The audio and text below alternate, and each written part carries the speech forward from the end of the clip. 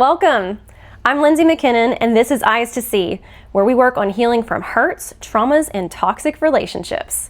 Today, we're going to be addressing people-pleasing behaviors, where they come from, why we do it, and how to stop. People-pleasing is actually very detrimental to your health, and it causes anxiety and many times depression. So before we start, please click that subscribe button so you can be notified of future videos like this. Let's dive in. I want to ask you something. How many times have you ever said yes while everything inside of you is screaming no? How many times have you felt that crushing guilt when you do say no? And how many times have you sacrificed your own peace just to keep someone else happy, to be liked, or to feel worthy? How many times have you smiled while your heart was breaking, swallowed your word to avoid conflict, or carried responsibilities that were never yours to carry? So let's be honest. How many times have you exhausted yourself trying to make everyone happy? How often have you silenced your own needs to keep the peace? How many times have you twisted yourself into knots just to be liked, to be accepted, to be enough? And no matter how much you do it, it never feels like enough, does it? So here's what I need you to hear. God never called you to be exhausted. He called you to be free. It actually says in 1 Corinthians that He has called you to peace. So maybe you've put on a smile while your soul was breaking, afraid that speaking up would push people away. Somewhere along the way, you were taught that your worth is measured by your yeses, or that your love has to be earned, or that you have to earn love, and that being agreeable equals to being good. Here's the truth though. Even Jesus said no. He set boundaries. He withdrew to pray, and He refused the impossible. You were never created to live exhausted, running yourself ragged, just to try and be enough for the people who will never actually be fully satisfied. You are not here to be used, controlled, or drained. You are not placed on this earth to be a prisoner of other people's expectations. You are not here to please the world. You're here to serve one master, and His name is Jesus. And guess what? He's already pleased with you. Not because you said yes 100 times, not because you bent over backwards for approval, but because you are His daughter. You were made for freedom. You were made for peace. And most importantly, you were made for a love that does not demand that you sacrifice yourself to earn it. So we're going to break those chains. You are not created to be a doormat. You are a daughter of the King, already loved, already enough, just as you are. God sees you, not the version of you that the world has trained you to be, the agreeable, accommodating, over-giving woman who says yes while her soul cries out for relief, but the real you, the woman He formed in His image, the woman who was born with dignity, value, and purpose. Today, we reclaim the truth.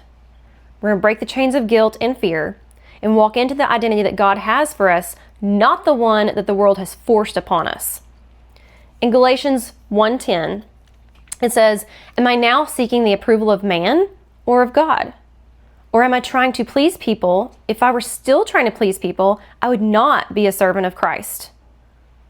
So what is people-pleasing? It's not kindness.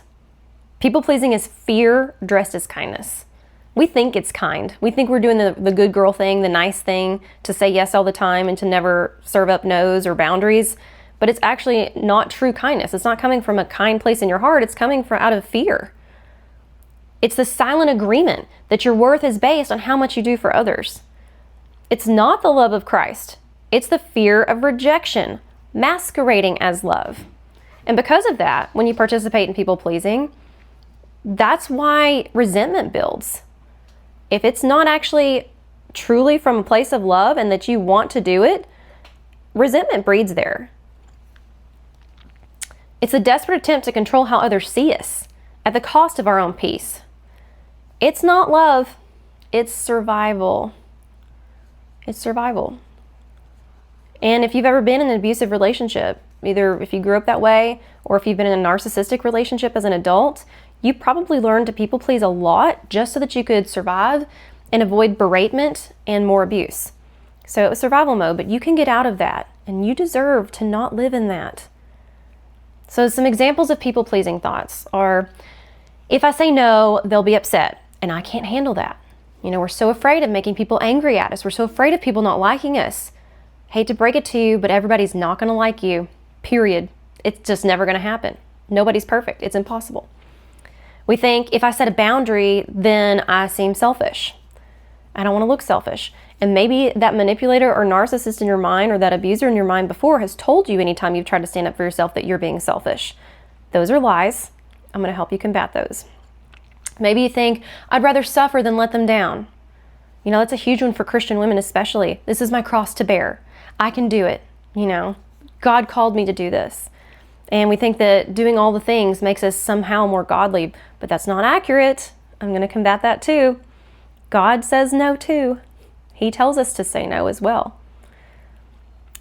I have to be easygoing or they won't like me. Fear of people liking you, people-pleasing behavior. If I disappoint them, I might lose them, and I can't disappoint them, so I'll push through. I must be agreeable or I won't be loved. Or my value depends on how much I do for others. All of those are thoughts, and that last one especially is usually subconscious. But think about that. Like at the end of the week, do you feel like you had an accomplished week when you took care of yourself, when you took time for yourself, when you paused before making some decisions that you felt rushed in by other people? Do you feel like you accomplished things in your week when you stepped back from something or said no to something? Or do you feel accomplished in your week when you have overexerted yourself, you have nothing left in the tank, you have given, and not received from anybody, and you've barely made it through, you survived? If that's how you function, then subconsciously, your value depends on how much you do for others. So what does it actually look like? How does it show up in life? It may show up in ways that you don't even recognize, because you probably very well might be thinking right now, I don't actually care what others think. I don't have a people-pleasing problem. But I bet you probably have some people-pleasing behaviors that you're operating in each day. So this is some of what they look like. Saying yes when your soul is screaming out no, obviously. Overcommitting out of guilt. Whether they put guilt on you or you put guilt on yourself, or you're just afraid of feeling guilt at all, so you just overcommit. Changing yourself to fit in, being a chameleon. Staying silent when you desperately want to speak. Maybe there's something at work going on and you really do have a good take on it, but you're afraid to step up because you don't want to offend anybody. But if you spoke up, it might help the whole business function better. Allowing people to treat you in ways that make you uncomfortable. So that person that you don't want to hug you always comes in for a hug, and you've never told them no because you don't want to offend them, but yet it makes you really uncomfortable. You've never drawn a boundary there because you're just afraid of the confrontation of it. That's people pleasing. It's people pleasing. That person that calls you and hijacks all your time on the phone, and you don't tell them preemptively, hey, I've got 10 minutes. Or, hey, I've got to go, or in a different conversation, hey, when we talk on the phone, it's really, really taking a lot of my time. I can schedule calls with you on this day or this day at this time. That's people pleasing. If you're just taking it and then you get off and you're angry because your time was wasted. Or apologizing for things that aren't your fault. I see that so much. How much do you apologize? Think about that. Are you an over-apologizer? It's people-pleasing behavior. It's really what I'm sorry means is just, don't be mad at me. I hope that's okay. I mentioned this, but it's okay if it's not okay. People-pleasing. Here's one that people don't think about. Walking on eggshells to keep the peace to avoid conflict. Walking on eggshells for anyone is people-pleasing. You're operating in people-pleasing behavior if you're walking on eggshells. And that's really normal if you are in an abusive situation. It's a survival mechanism. But I'm going to teach you how to do differently. If you feel responsible for how others feel, that's a big thing. That is people-pleasing. You can't control how other people feel. It is not your fault how people feel.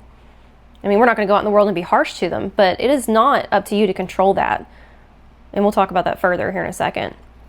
And I want to mention this. Most women, and honestly a mass majority of the population, struggle with anxiety. So what if I told you that your people-pleasing behaviors are directly contributing and perpetuating your anxiety or anxiety disorder? Anxiety thrives in the gap between who you are and who you think people need you to be. Because people-pleasing lowers your self-worth. It tells you I must earn love by doing. And it leads to chronic anxiety because you're constantly monitoring how everybody's feeling around you. It's a breeding ground for anxiety because it keeps you in a constant state of hyper-awareness of what other people are thinking. What they think of you, what they think of the situation, what they think of your text, what they think of the response, what they think of the time it took you to text back, all the things. It destroys your self-worth because you're conditioned to believe that you're only as valuable as your last favor.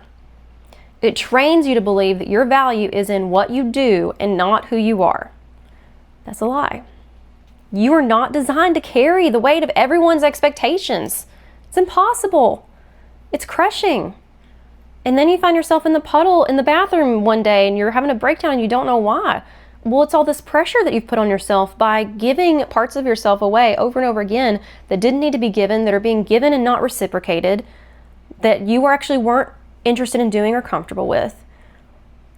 And then it leads to a lot of self-abandonment, which is perpetuating probably what you experienced as a child, where you were already put on the back burner when you were young. You were already told that, your thoughts didn't matter, your emotions didn't matter. And so you're literally reliving your own trauma and causing it in a way by people pleasing. So it's really damaging. So why do we do it? One of the reasons is false reality of expected outcome. Because of those past experiences, we just think that if we say no, if we draw a line with this person, or maybe past experiences, they've proven this, but the false reality would be you've never tried it with them, but you have had these experiences in the past with other people, and so you just assume how they're going to react, and you're afraid of that reaction because you immediately go to the most negative reaction in your mind, so you just don't try. So that's false reality of expected outcomes. Fear of rejection is a reason. We crave connection, and we avoid anything that threatens it. That's natural. We worry that a no will lead to abandonment. Like, if I disappoint them, will they still love me? But if that's the case, if that was true in your relationship, they're not allowing you to be human, and that's conditional love. And so you'd have to really, really assess that relationship and that person.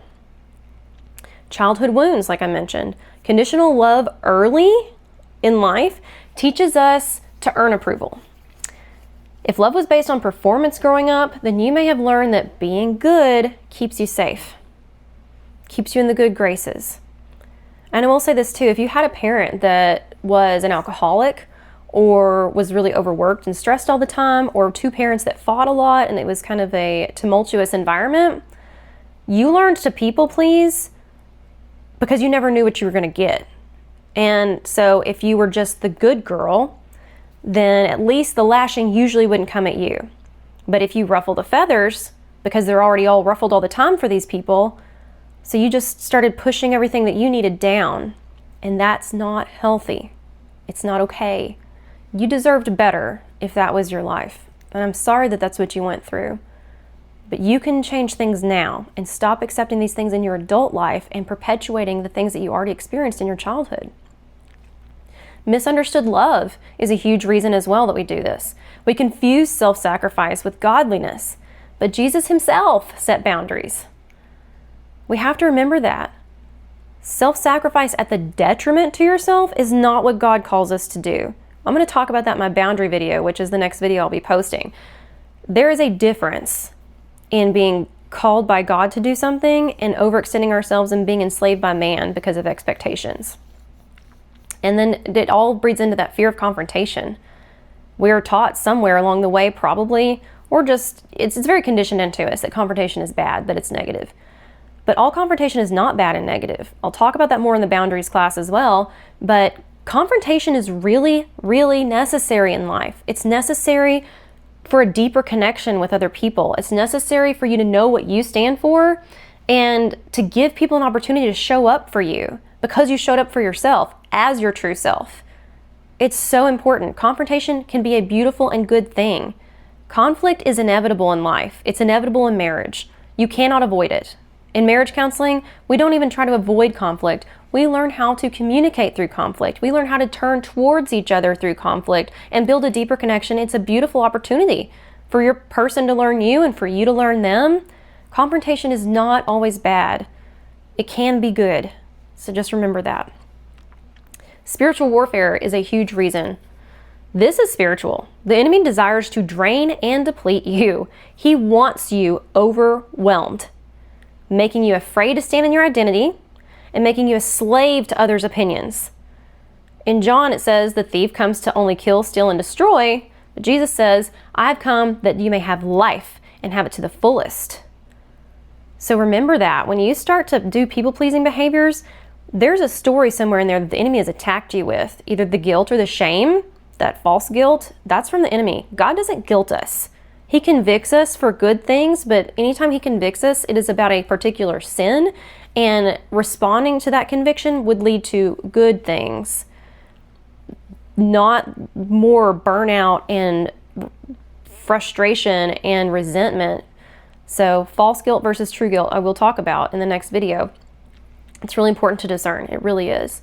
People pleasing is almost always accompanied by the familiar dark force, guilt.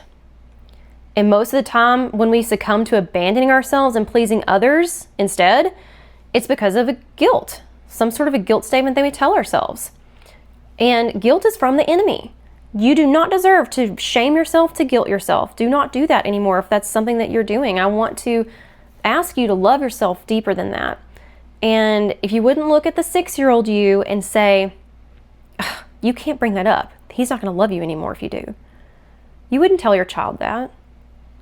You would have a deeper expectation of the love that this person, probably a spouse or a father or a friend, has for them. And you'd be like, no, honey, he's still going to love you even if you say that. Don't worry. Tell yourself those things. So we lie to ourselves. We say things like, if I say no, then they'll think I don't care. You have to combat that. Combat it with statements like, boundaries are a sign of self-respect, not rejection of others. Even Jesus withdrew to care for his own spirit. We might tell ourselves saying no is selfish, or maybe someone else has told you that when you've tried to stand up for yourself, you're being selfish. Absolutely not. Lies from the enemy. Combat it with the fact that God calls you to sacrificial love, but not when guilt forces you. Sacrificial love is love. It's not condemnation. You might tell yourself something like, they need me. If I don't do it, then who will? That's a big one for a lot of women. I would combat that with the fact that you are not responsible for saving others. That is Christ's job. Give that to God. And I will say this, if you are always swooping in, if you have a little bit of the savior complex and you always swoop in, there's a few things you're doing there that you could be actually doing a negative thing, even though you have positive intentions. But for one, maybe God wanted them to fail a little bit or hit bottom. He wanted to be able to show them something in that trial, and you saving them from that trial and keeping it from happening is technically enabling behavior. And you're people pleasing in a way, in that way, because you don't want the backlash that you're going to get if you don't step up and do it all. Also, that person has some things to learn perhaps, and people can adapt. People are more flexible than we think. If you think about the fact of how flexible you probably are as a people pleaser, you're always jumping in and helping and saying yes and figuring it out and not holding things against others because you're an empathic person. Give other people a chance to be like that too. If you don't do the dishes and you ask respectfully to set a boundary, hey honey, I need you to help me with dishes 3 times a week, give him a chance to do that so that he can show up for you. It gives the people that we love a chance to show up for us in the ways that we ask them to. In the ways that we communicate we need them to show up for us. So remember, just because you're saving everybody isn't necessarily a good thing.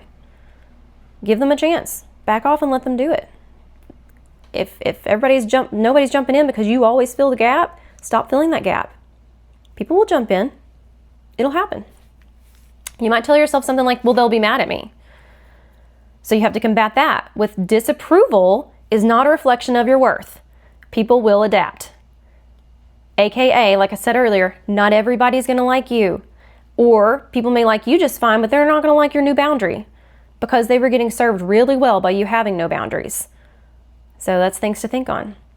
You might say to yourself, if I say no, then I'll feel guilty. But we have to combat that. Guilt is a habit. It is not a divine mandate. You can relearn to honor yourself. And you've got to remember, like I said earlier, guilt is from the enemy. It is from the enemy. Guilt tripping yourself or letting someone else guilt trip you, you have to say, get behind me, Satan, and know your truth. That's why it's so important to know ourselves in this, because how much easier is it to say no when you know your role? You know who you are. You know what you stand for. You know what you don't stand for. You know what you don't want in your life. So it's easier to say no.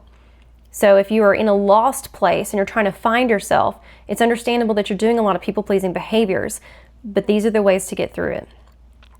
That really usually gets accompanied with over-explaining.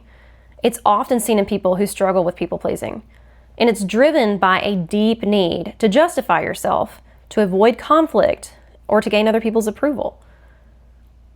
It's rooted in a fear of disapproval, especially if you've ever been in an abusive situation. For abuse survivors, it's a coping mechanism developed over time to protect yourself from harm or from misunderstanding.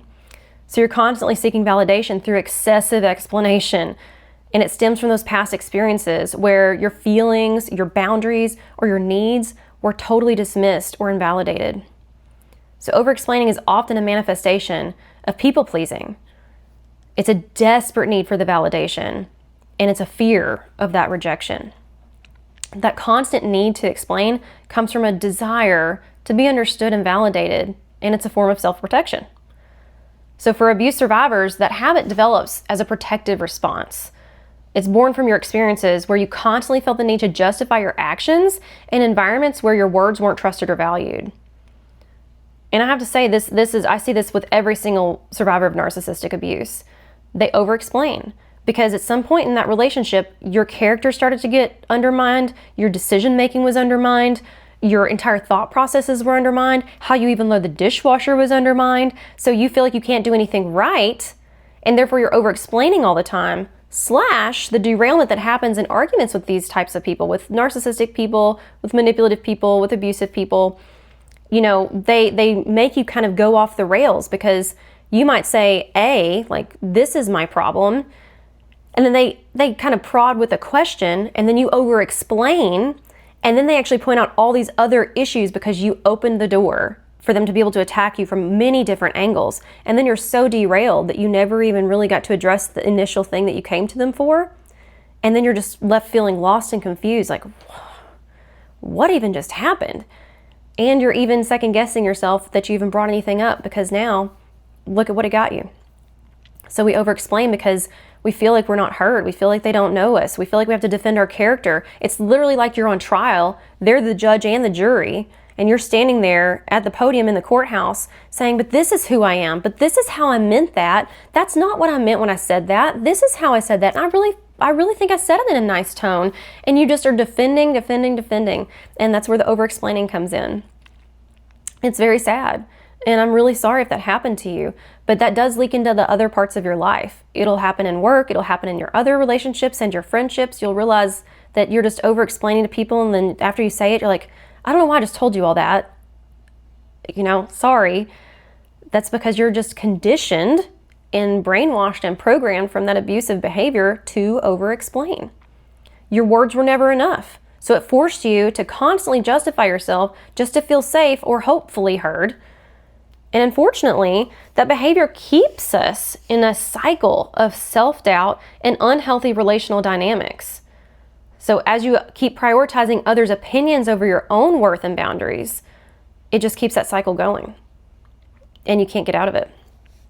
So we have to stop it. And healing involves recognizing your inherent value and learning that your truth is worthy without needing constant validation.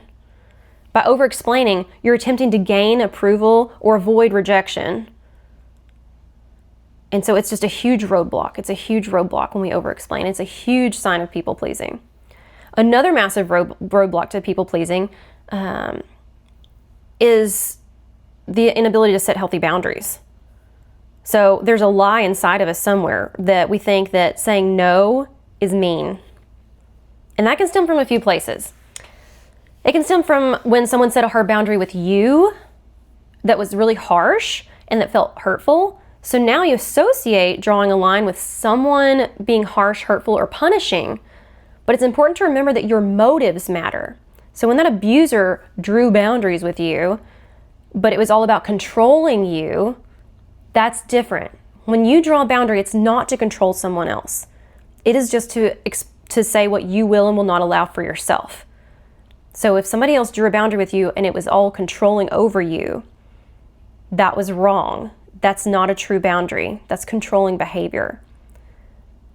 Like a non-controlling boundary sounds like, if you continue to yell, I'm going to leave the room. It doesn't say, stop yelling at me. Two different things. Two very different things. So remember, just because someone abused boundaries or abused saying no to you, and they were mean, and you felt that meanness, and you just never want anybody else to ever feel like that, and you don't want to be the facilitator of those feelings for anyone, when you draw a boundary, it's not going to be like that, and it doesn't make you mean. Boundaries in and of themselves are not punishment. A boundary or saying no is saying this is how to love me, and this is how to show up for me.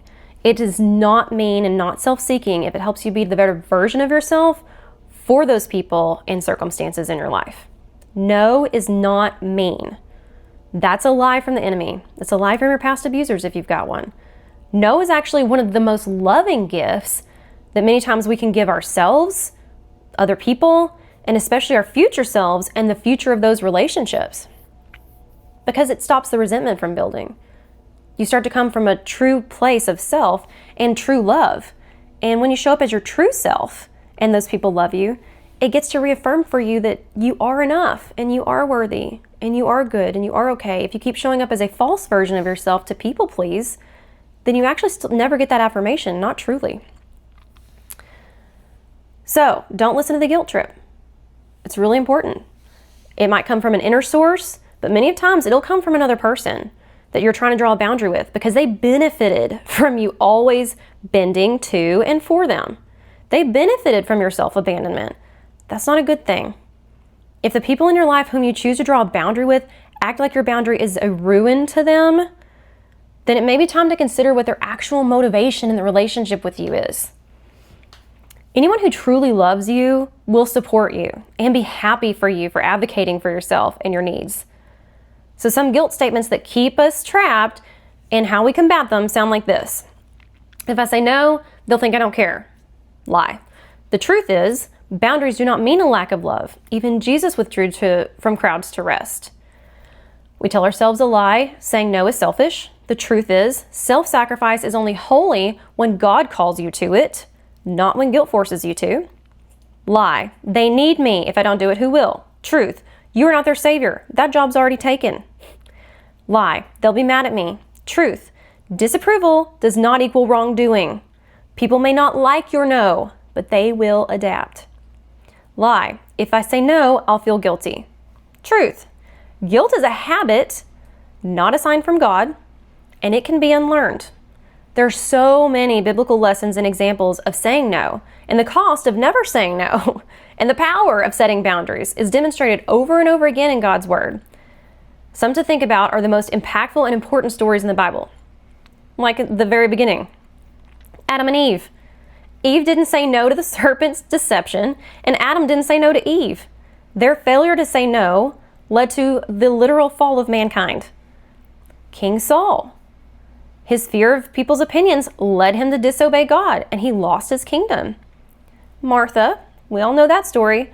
Martha's busyness, saying yes to every demand, left her anxious and overwhelmed instead of choosing to rest with Jesus, while Mary got to experience peace.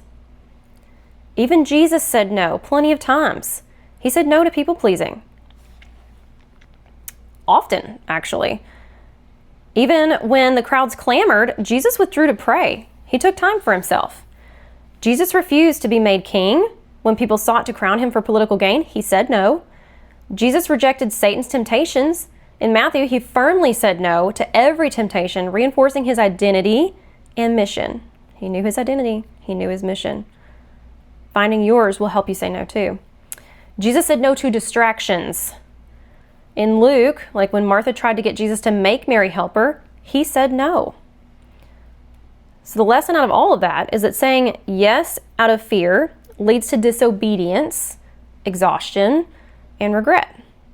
Jesus, the most loving person that's ever walked this planet, demonstrated that saying no is not unloving. It's necessary for true freedom and obedience to God. I want to mention that too about Jesus and his sacrifice for us. He died on the cross. He suffered greatly to set us free, to give us freedom. And as Americans, we live in the most free country, especially for women and minorities. So we are born with basic human rights. Jesus died for us to have basic human rights. And when we have low levels of self-compassion, we often hold and see ourselves through a shame-based filter, which results in harsh judgment of ourselves and doubting that we are worthy as others. So even though we theoretically know that we were all created equal, many people with the lack of self-compassion, you just don't have that loving feeling towards yourself. So to add insult to injury, people who do not identify or stand up for their rights allow people to treat them disrespectfully, which reinforces your tendency to call yourself names and beat yourself up. But you are worthy of being treated with respect.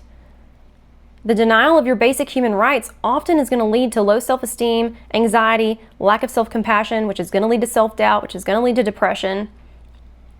So are you just handing some of your basic human rights over to somebody every day? Why would you do that? Jesus didn't die for that. He didn't suffer for that. Us being free in this country the way we are wasn't for you to hand these rights over to people. So I'm going to list these rights off to you. I want you to hear them, maybe write them down, maybe put them on your mirror, because you need to remember this. These are basic human rights. And listen to those words. They're not rights to people that are perfect. They're not rights for people that make a lot of money. They're not rights for people that are perfect in their walk with Christ. They're not rights for people that pray a certain amount of time or anything like that. They are basic human rights. You have these rights just because you are human. End of story. So if anything tries to tell you when I'm reading these that these aren't for you, that's a lie. These are for you. Listen to this. You have the right to say no without guilt. You have the right to speak your truth and set boundaries.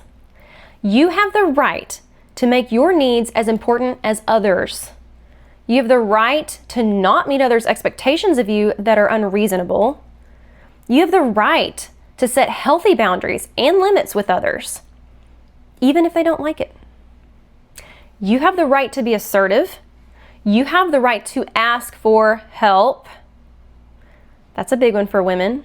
You have a right to ask for help. It's not a burden, okay? Remember that. You have the right to prioritize your mental, emotional, and spiritual health. You have the right to rest without having to earn it. Did you hear that one? You don't have to earn a break. You don't. You can rest if you need to rest. You have a right for that. You have the right to walk away from toxic relationships. You are not responsible for fixing other people's emotions.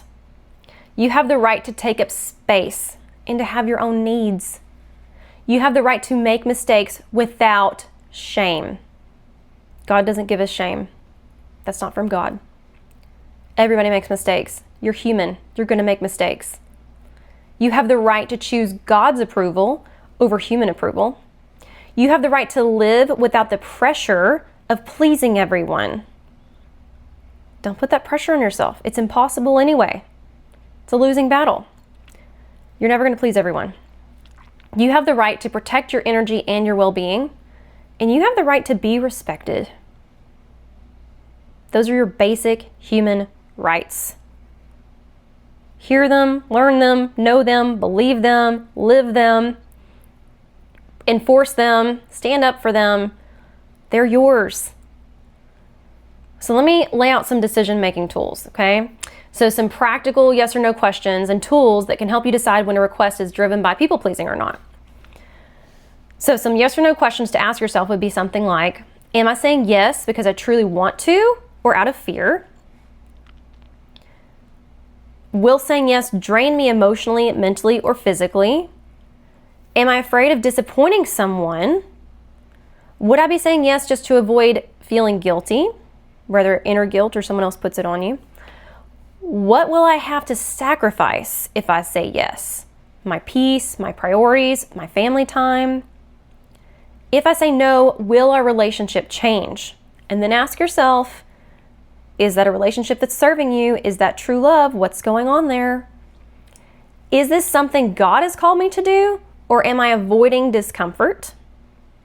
Those are all questions to ask yourself. And I want to mention this. You can ask those about anything. It doesn't have to be big things. I was asked to go on a walk the other day, and it was going to require me, to go into town, which I live 30 minutes away, and it was going to be, a couple hours out of my day. And I needed to do a lot of paperwork and store stuff and counseling stuff. And so I took a couple hours to figure out if I could do it or not. It wasn't like there was any magic ball to rub anywhere that gave me an answer, but I stopped and I thought about it, because I was like, why am I wanting to do this? Because a part of me is thinking about saying no. So what is that? Am I wanting to say yes just because I don't want this person to feel rejected by me? Just because I don't want them to not like me? Or just because I don't want them to not invite me again next time? Why am I thinking about saying yes? I really weighed that. And then I was like, no, it's a nice day. I really would like to go, but I do have all this work. And so if I say yes, am I going to put myself under more stress? Am I going to be sacrificing things that I really can't sacrifice? Or am I putting a little undue stress on myself about that, and it will be fine and I can still get it all done, even if I go on the walk? I went on the walk, but I took a couple hours to decide, and I'm glad I did, because then I knew I was going for the right reasons. I showed up completely unstressed about it. I got to show up fully and was excited to be there, versus if I had said it out of obligation or out of the wrong reasons, I don't think I would have had as good of a time. I don't think that it would have been as impactful. And I think I would have been stressed afterwards. But I'd already thought about, well, I'm going to do this, this, and this afterwards, and I'm going to have this timeline for this. And I can still get my priorities done also by doing this. So ask yourself those questions. And just remember that you can take the time to do that. And I'm going to talk about that here in a second. So what if you want to say no, though? And you feel like saying no is mean? That is a huge lie that a lot of us tell ourselves, and that we have lived with for a really, really, really long time. So here are some literal ways to say no that are not mean. I appreciate you asking, but I can't commit to that right now. That sounds amazing, but I need to focus on my priorities. That would have been mine if I hadn't gone on the walk, by the way. I'd love to help, but I don't have the capacity right now to do that. I'm not able to do that, but I can do this. That's my favorite one for beginner boundary setters. It's giving an option. Or you could say something like, I can't say yes to that, but I'm cheering you on and I'm really excited for you.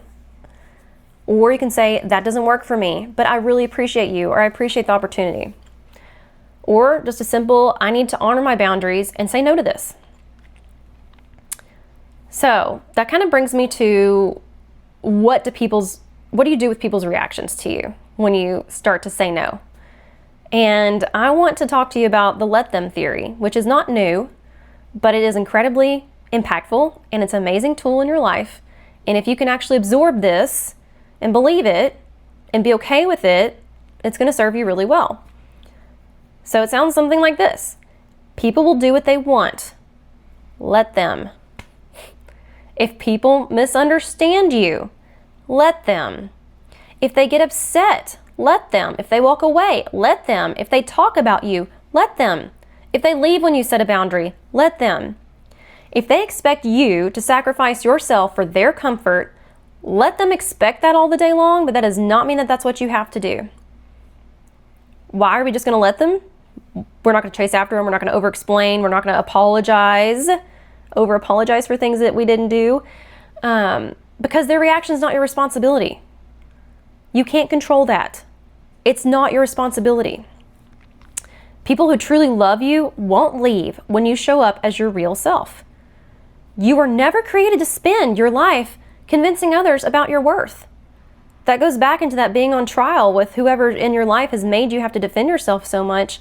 That's not what you're here for. If you're in a relationship where you're having to explain yourself all the time, you're having to defend who you are at your core all the time, they're undermining your character, your decision making, your thought processes, something's awry. Something's not good there. Stop doing it and see what happens. So the let them theory is about releasing control, because you can't control them. You're not responsible for managing others' emotions. When you say no out of obedience to God, their reaction is secondary. Like in Proverbs, it says, the fear of man lays a snare, but whoever trusts in the Lord is safe. In Galatians, it says, if I were still trying to please man, I would not be a servant of Christ. In Matthew, it says, if anyone will not receive you or listen to your words, shake the dust off your feet. What does that mean? Walk away. Shake the dust off your feet. Get up and walk. If they will not listen to you or hear your words, you can shake the dust off your feet. You can walk away. You don't have to sit there and keep pleading for their understanding, keep pleading for them to see from your point of view. As long as you state it in love and in truth, and you give them, a clear boundary or what you will and will not accept, and they don't want to hear that, you can walk away. Especially if the abuse ensues, they call you names, they get ugly, walk away. So just the lesson from that is that you are not here to be controlled by the emotions of others. You answer to God, not the expectations of people who will actually never be satisfied, by the way. Your worth isn't defined by someone else's approval. God's opinion is what truly matters. So let them be upset or walk away. Your peace is more important than their validation. I repeat, your peace is more important than their validation. And I mean inner peace. It might be keeping the peace when you people please, but that's not peace inside, because that self-abandonment breeds resentment. So here's some actual practical steps on how to stop people pleasing. So, number 1, learn to pause. Like I mentioned earlier, I paused. And before saying yes, take a deep breath and ask yourself all those other questions and things like, am I saying yes out of love or fear? And just remember that in James, it reminds us that if any one of you lacks wisdom, let him ask God, who gives generously to all without reproach, aka pray. When in doubt, pray. If you don't know how to answer this request that's made of you and you just are really on the fence about it, take it to God. Ask him to give you discernment. Ask him to show you some things, ask him to help you think this through well and to do what his will is, even in the small things. Nothing's too small for God. So step 1 is pause. Take the time. When people pressure you to answer the text immediately, to answer the call immediately, to answer the email immediately, usually it's not a case where the sky is going to fall, the world is going to end if you take your time. Take your time. You have a right to respond when it's convenient for you and when you have made a very well educated and thought through decision. You do not have to reply on impulse. Don't let people put that pressure on you. So step 2 is starting small with boundaries. Use the decision-making questions that I stated earlier and the ways to say no that I talked about. Practice your phrases. I can't commit to that right now. I need to think about it first. I'm not comfortable with that. That sounds amazing, but I need to work on my priorities. That doesn't work for me. Practice those things. You can practice them in the mirror. Put them into practice. They'll feel really good when you start doing it. And remember that there's no over-explaining attached to that. I don't say I've got to focus on my priorities and then explain what all of my priorities are. Do not over-explain. You just simply state, I need to focus on my priorities. That's a full and complete sentence. You don't have to explain your reasoning to anyone. Okay? Remember that. Don't go into the over-explaining. And step 3 is to work on your healing of your fear of disapproval. So you've got to ask yourself, if you say no, will this person still love me? And if not, assess that situation. And I talk in my boundaries class that's coming up next about the discernment there and what it does for you when you start to lay boundaries down and how it helps you discern who's good for you in your life. It really is a help. It's a superpower. Ask yourself, what's the reality, not assumed reality, but what's the actual reality of the result of my no versus my assumption? So I am really thinking that this is what's going to happen. But has that person, this specific person, ever actually responded to me in this way? Have they actually given me ammunition to assume this? Or am I putting other past experiences and other people's reactions onto them, and therefore I'm not showing up in the right ways and asking for a boundary or saying no because I'm just assuming they're going to react like this other person did? Ask yourself that. And then ask yourself, is their approval worth your peace? If it's going to take from you, if it's going to take your time, if it's going to take family time, if it's going to stress you out, if it's going to make you abandon something that you really wanted or needed to do, your peace is disturbed. Protect your peace. They probably will be just fine if you say no. And so you're over here, abandoning yourself and stressing yourself out when you could have just said no and it really not even been a big deal. And then also ask, what would Jesus say about your worth? Especially if you're starting to feel like saying no, because you realize that you're basing your self-worth and saying yes all the time. What does Jesus say about your worth? And so to combat those thoughts, I have some affirmations for you. Write them down. Put them on your mirror. Put them in your purse. Put them in random pockets of your pants so that you find them throughout times when you're wearing your pants. That's fun. So here's some faith-based affirmations. I'm worthy even when I say no. I don't have to earn approval. God has already called me enough. I choose to obey God, not succumb to others' expectations. So I just want to have some final words here as I wrap this up. And I just want you to hear me. You are not here to be liked by everyone. It's not going to happen anyway. You're here to be loved by God. So no more apologizing for who you are. No more shrinking to fit someone else's idea of you. Take back your yes and reclaim your no.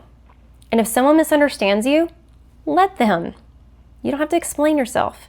If they get upset or walk away, let them. Your worth has always been in Christ, not in the fleeting approval of others. So step into the freedom that Jesus died for and that he offers you, and walk boldly in your truth. Find yourself so that you can love yourself, so you can stand up for her.